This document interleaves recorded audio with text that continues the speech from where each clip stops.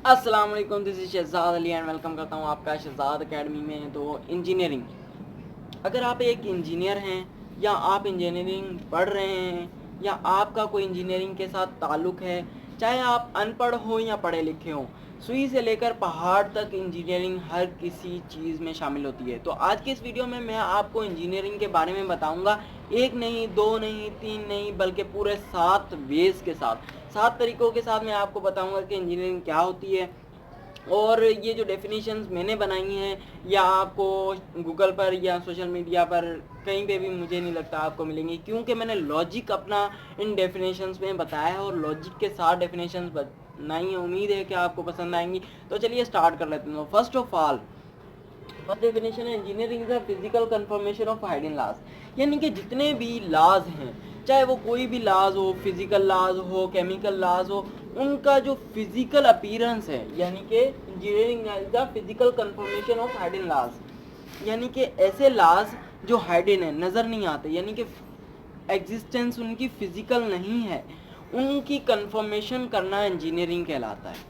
यानी कि मिसाल के तौर पर अगर एक जहाज़ बना है तो उसके पीछे बहुत सारे लाज थे, उसके पीछे एक आइडिया था जो माइंड में एग्जिस्ट करता था। उस माइंड के आइडिया को हम बाहर निकाल कर रख दें और एज इट इज़, यानी कि जहाज़ बन गया, एक फिजिकल चीज़ हमें नज़र आने लगी। पहले तो वो माइंड में मौजूद था, तो उसकी स्टडी जो है वो इंजीनियरिंग कहलाती है।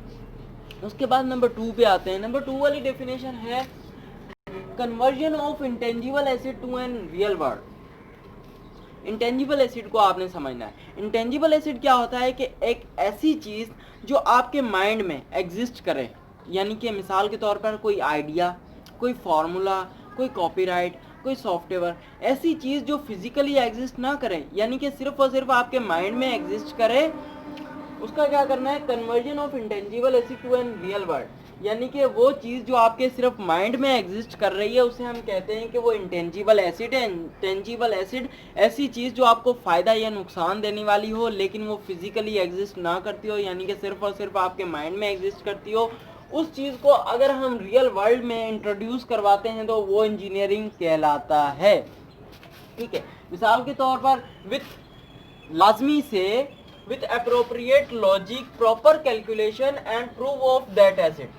यानी कि ज़रूरी नहीं है वो आइडिया यानी कि रियल वर्ल्ड में आपने इंट्रोड्यूस करवा दिया तो वो इंजीनियरिंग हो गई, नहीं, बल्कि आपको अप्रोप्रिएट लॉजिक चाहिए। उस चीज़ का जो आपके माइंड में है उसे आप बाहर क्रिएट कर रहे हो, कोई चीज़ बना रहे हो, उसका आपको अप्रोप्रिएट लॉजिक होना चाहिए उसके पीछे कि वो किस चीज़ के लिए काम करेगी या वो क्या काम करेगी। उसके बाद प्रॉपर कैलकुलेशन होनी चाहिए। इंजीनियरिंग प्रॉपर कैलकुलेशन के साथ डील करती है, यानी कि प्रॉपर कैलकुलेशन के विदाउट इंजीनियरिंग एग्जिस्ट नहीं करती। तो प्रॉपर कैलकुलेशन होनी चाहिए and proof of that acid. जो एसिड आपके माइंड में है या जो आइडिया आपके माइंड में है या कोई फार्मूला आपके माइंड में हो, उसका प्रूफ, यानी कि आपको प्रूफ भी पेश करना पड़ेगा सामने। ठीक है, तो ये इंजीनियरिंग की सेकंड डेफिनेशन है। तो बेसिकली जो इंजीनियरिंग की 6 और 7 डेफिनेशंस आने वाली हैं वो सबसे ज़्यादा इंपॉर्टेंट है। 5, 6 एंड 7 उसमें अच्छे तरीके से बयान होगा। तो नंबर 3 पे हम देख लेते हैं,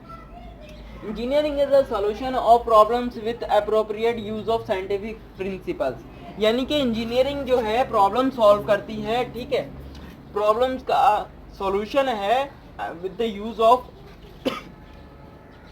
use of appropriate scientific principles.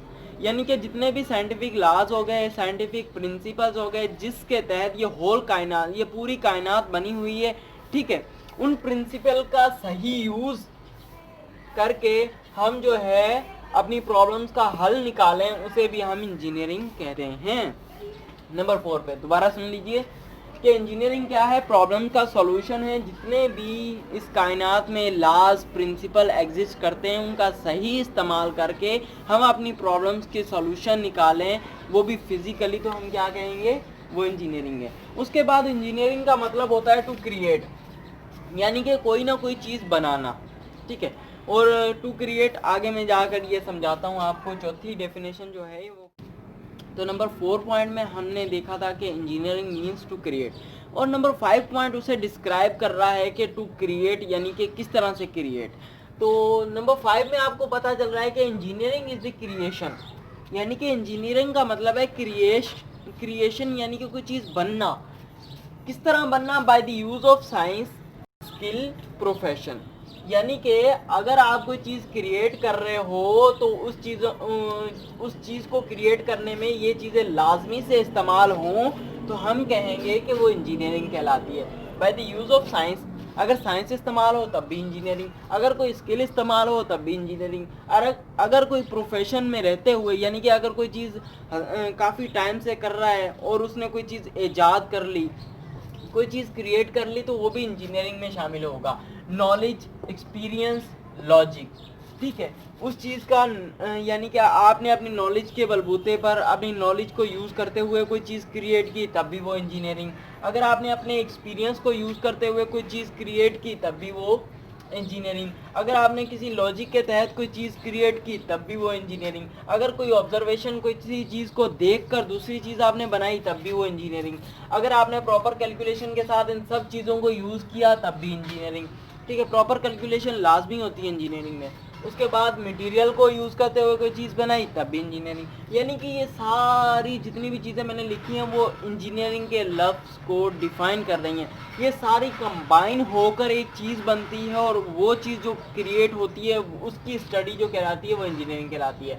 अब स्पेसिफिक नॉलेज होना मटेरियल की वो भी लाजमी है, आपके पास टाइम भी लाजमी है, एक्सपेक्टेशंस यानी कि जो चीज़ मैं बना रहा हूँ उससे क्या एक्सपेक्ट क्या कर रहा हूँ कि वो चीज़ क्या बन रही है, तो ठीक है, एक्सपेक्टेशंस लाजमी होंगी, लाज लाजमी होंगे, प्रूफ्स एंड रिसर्च, यानी कि ये सब चीज़ें मिलकर इंजीनियरिंग को डिफ़ाइन करेंगी। यानी कि ये सारा मिक्सचर एक जगह पर क्रिएट होगा, ठीक है, एक जगह पर बनेगा और जो चीज़ बनेगी उसकी जो स्टडी होगी वो कहलाएगी इंजीनियरिंग, ठीक है। अब दूसरे नंबर पे point 6, engineering is the study of reaction, यानी कि ये चीज़ें जो हैं इन सब की स्टडी एक कंबाइन वे में वो भी इंजीनियरिंग कहलाती है। किन किन चीज़ों की study? Study of reaction, study of changing, study of development, study of creation, study of process, study of machine, study of work related machine, study of universal laws, study of logic of universe, study of physical shapes of hidden secrets and proof of ideas. यानी कि ये सारी चीज़ों की study अगर हम एक जगह पर कंबाइन इन सब वर्ड्स को, इन सब चीज़ों को अगर एक जगह पर कंबाइन स्टडी करें तो वो क्या कहलाएगी? स्टडी ऑफ इंजीनियरिंग कहलाएगी, ठीक है। अगर रिएक्शन हो रहा है तो लाजमी सी चेंजिंग आएगी तो डेवलपमेंट होगी तो कोई चीज़ क्रिएट होगी, जो चीज़ क्रिएट होगी उसके पीछे प्रोसेस लाजमी होगा, प्रोसेस करने के लिए हमें मशीन की ज़रूरत होगी, मशीन पर वर्क लाजमी होगा, वर्क के लिए हमें यूनिवर्सल लॉज की ज़रूरत पड़ेगी या पीछे कोई किसी कैलकुलेशन की ज़रूरत पड़ेगी, ठीक है, लॉजिक की ज़रूरत पड़ेगी, उसके बाद फिजिकल शेप, उसे फिजिकल शेप कैसी देनी है उसकी ज़रूरत पड़ेगी, हाइडन सीक्रेट उसके पीछे काम क्या हो रहा है, वो मशीन क्या काम कर रही है, कौन सा प्रोसीजर है, सारा हाइडन सीक्रेट में आएगा और उसकी फिजिकल शेप का पता चलेगा और फिर हमारा आइडिया जो प्रूव होगा उसे हम कहेंगे कि वो इंजीनियरिंग की स्टडी है। उसके बाद नंबर 6 आता है कि इंजीनियरिंग को स्टडी करने के लिए किन चीज़ों की ज़रूरत होती है, तो भाई मिक्सचर ऑफ सब्जेक्ट की ज़रूरत पड़ती है। यानी कि आपको प्रॉपर कैलकुलेशन आनी चाहिए, ठीक है, उसके बाद आपको मशीन का काम आना चाहिए, उसके बाद आपको यानी कि लॉजिक्स आने चाहिए, यूनिवर्सल लॉज आने चाहिए। इन सब चीज़ों को आप कंबाइन करके स्टडी करेंगे, बहुत सारे सब्जेक्ट की कंबाइन करके प्रॉपर कैलकुलेशन और प्रोसेस जितने भी चीज़ें हैं, बहुत सारे सब्जेक्ट हैं, मुझे नाम भी इस वक्त याद नहीं आ रहे, तो इन सब चीज़ों को अगर आप कंबाइन करके स्टडी करेंगे तो वो कहलाएगी इंजीनियरिंग। तो आई होप आपको समझ आया होगा, अगर आया है तो बताएं कमेंट में, और इंशाल्लाह अगली वीडियो में इंजीनियर को डिफ़ाइन किया जाएगा इसी तरह बिल्कुल अच्छे वे में। थोड़ा जल्दी में था, शायद जल्दी बता दिया, खैर इंशाल्लाह अगली वीडियो आराम से बनाएंगे रिलैक्स होके। तब तक के लिए अल्लाह हाफिज़।